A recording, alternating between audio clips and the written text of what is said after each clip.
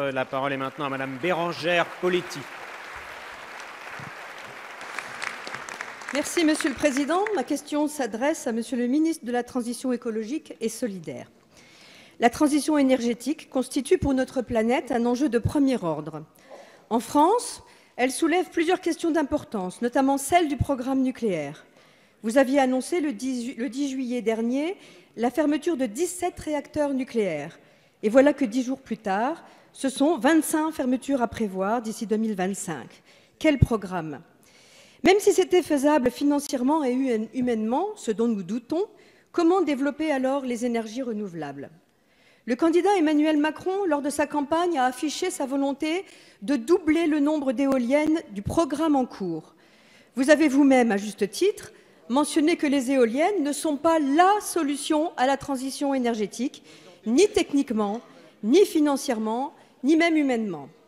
Le département des Ardennes, où vous êtes cordialement invité, Monsieur le ministre, s'il accomplit le programme tel qu'il existe actuellement, va devenir le premier département de France en termes d'éoliennes par habitant.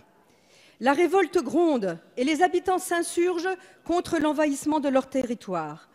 Ils reprochent aux éoliennes de modifier leur paysage, de menacer leur patrimoine naturel, comme les oiseaux migrateurs, d'entraîner la perte de valeur de leurs habitations, et certains sont même inquiets pour leur santé.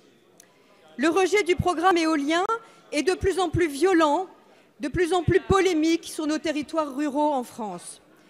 Aussi, Monsieur le ministre, pouvez-vous me dire si vous validez la multiplication par 2, voire plus, du nombre d'éoliennes tel que le président de la République l'a annoncé, ou si vous envisagez une réflexion globale, hautement souhaitable, dans laquelle les problématiques environnementales doivent prendre le pas sur les intérêts financiers.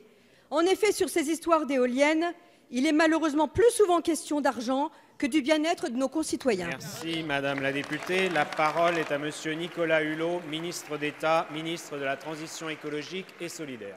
Monsieur le Président, Mesdames, Messieurs les députés, Madame la députée, je n'ai fait que soulever quelque chose qui était peut-être volontairement ou involontairement dissimulé, ce qu'il y a dans une loi qui a été votée, une loi sur la transition énergétique qui nous emmène sur 3 objectifs. Un objectif de développement d'énergies renouvelables, un objectif d'efficacité énergétique et un objectif de réduction de la part du nucléaire dans la production d'électricité à l'origine de 2025. Moi, je me suis simplement intéressé aux modalités si on veut parvenir à cette loi. Et j'ai donc mis sur la table l'ensemble des scénarios pour qu'on n'y aille pas les yeux fermés. Je n'ai pas dit que nous allions fermer tant ou tel réacteur, simplement j'ai dit que si nous voulions appliquer la loi à la lettre et ne pas être hors la loi, probablement c'est ces chiffres-là qu'il faudrait appliquer. Maintenant, la question pour moi, c'est d'être dans le réalisme, le pragmatisme et l'irréversibilité et la visibilité. Donc nous allons, dans le cadre de la programmation pluriannuelle de l'énergie, remettre tous les scénarios sur la table et nous regarderons ce qui est réaliste. Mais on ne peut pas être contre tout. On ne peut pas être contre le nucléaire, on ne peut pas être contre les éoliennes, on ne peut pas être contre les centrales à charbon. Donc il y a un moment ou un autre, soit la France veut rentrer dans la révolution énergétique, et elle y rentrera, elle en a les moyens, elle en a le potentiel économique et elle en a la créativité.